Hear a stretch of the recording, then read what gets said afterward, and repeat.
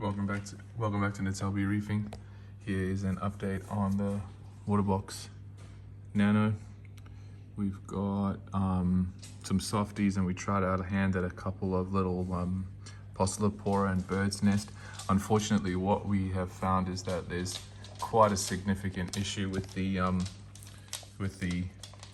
temperature swings in this tank, like being so small and having this pump up here plus the return pump. I think it was just, and plus the heater. I think what was happening is the tank was getting really hot, and as you can see, what that's done is I think it's the reason why we sort of got quite relatively rapid tissue necrosis of these SPS frags. They went from being all fluffy and happy basically to looking like that over a period of a couple of days. So what we've got at the moment that's doing pretty well is the zoanthids and the morphs and our sort of toadstool guy in the back here.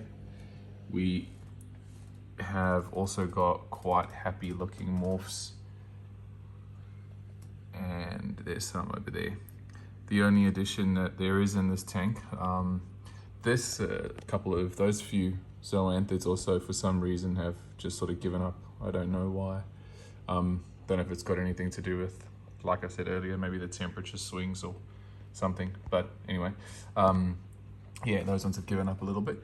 But what we also have now is we've gone and tried our hand at sticking on a little nano skimmer. So that's sitting at the back there. I've taken out the filter socks and I've just stuck it in that back corner there. We've also put one on this little tank here. So this is just the fish only tank for now. Got our little clownfish there. And what we've got here is we've got the filter floss chamber or the filter socks chamber. Then we've got the skimmer in there, the return pump over there. So these little skimmers are, I think they're called Bubble Magus Mini Q or something like that.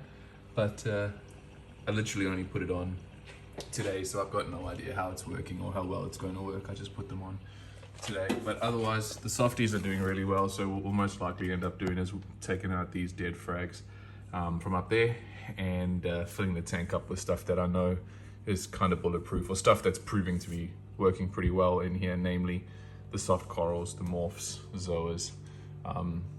And we'll see. I also tested the alkalinity today. I found an old Hannah checker that had a little bit of reagent left. The alkalinity is like 5.6, so that could also probably be a reason why those things are dying. I might actually try and see if I can get maybe something like All for Reef and just use that to stick a little bit in every day or two. Just see if that makes the corals look a bit happy. I think it will. This one was a lot greener before, so I think it's sort of paling out. I know that means it needs a bit of iodine or something.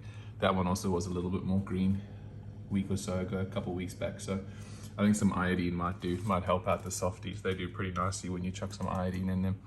And yeah, I might pick up a few more morphs when I go through there. But back there is where the one of the shrimps are. He lives in there. You can't really see him. He really only comes out when there's food in the tank. He's down there. And I think the other one is somewhere under here. The clownfish used to live up into that cavity there and lay their eggs there, but they're spending more time up under here, which is where the peppermint shrimp was. So maybe he's got evicted. Anyway, I'll keep you updated with the new corals and also how that little skimmer is. It's actually impressively quiet, so that's a bonus. Anyway, thanks for watching.